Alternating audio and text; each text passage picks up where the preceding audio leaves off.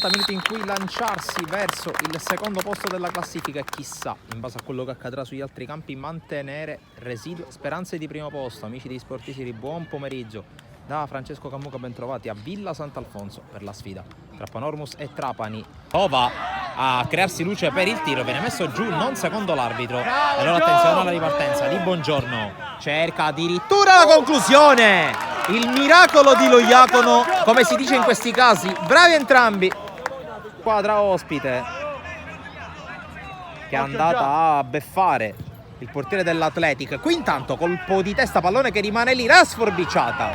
E l'intervento di Loiacono ancora risolutivo. Fortuna di Catalano per Grillo, anzi per Ravazza, che va a lungo. L'aggancio in area di rigore da parte di Zizzo, che calcia, colpisce il palo. Poi azione ancora viva, Sadotti tra le braccia di Loiacono. La punizione verrà battuta da Ribaudo. Verso l'area, tentativo di girata, poi conclusione Mancina. E palla che si perde fuori, il tentativo di Buongiorno. Una palla di nuovo al numero 5 del Trapani e questa volta va a lungo. La palla arriva dalle parti di Sadotti che incrocia Loiacono. Miracoloso calcio d'angolo.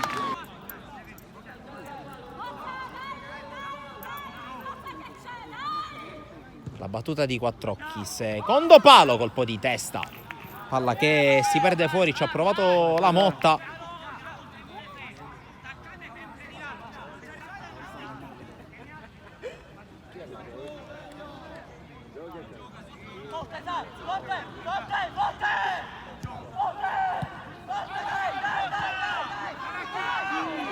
Intanto attenzione, la giocata Fazio!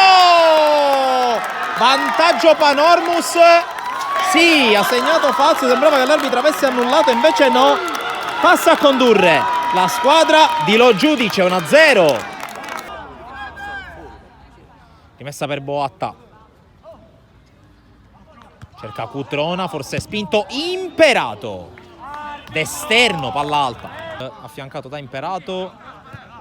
E la Motta.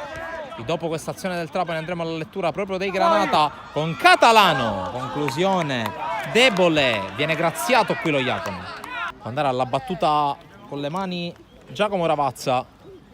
Dentro l'area di rigore, pallone che rimane lì, c'è la sforbiciata! E palla che esce di un nulla, dovrebbe essere stato Zizzo a colpire. Fermato anche lui. Qui buona giocata di Saullo. Pallone in verticale alla ricerca di Zizzo. Zizzo e Loiacono! Ma che cosa ha preso Loiacono? Calcio d'angolo! Altra rimessa di Ravazza verso l'area di rigore. Deviazione! Loiacono, forse l'ha toccata addirittura Provenza. E impeduglia con la battuta verso l'area di rigore. Zizzo di testa! Loiacono prende anche questa, calcio d'angolo. Tenta Saullo, ma l'arbitro ha deciso. Bellingardo, verticale per la corsa di Rampulla. Rampulla in area, incrocia.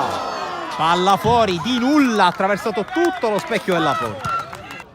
Punizione. Battuta da Liga. Rampulla la fa passare, la Motta palleggio. La Motta va giù, poi la palla rimane lì.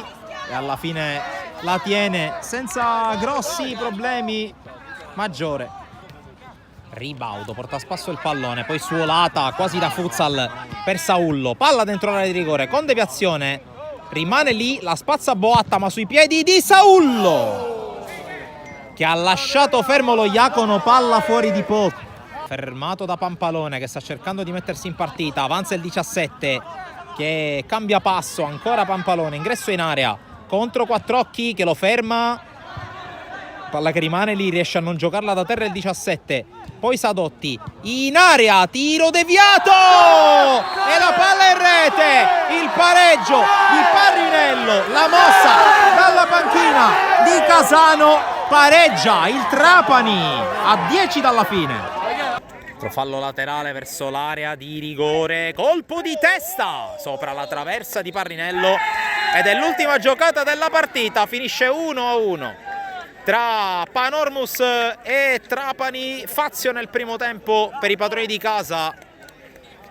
Il pareggio realizzato nella ripresa da Parrinello.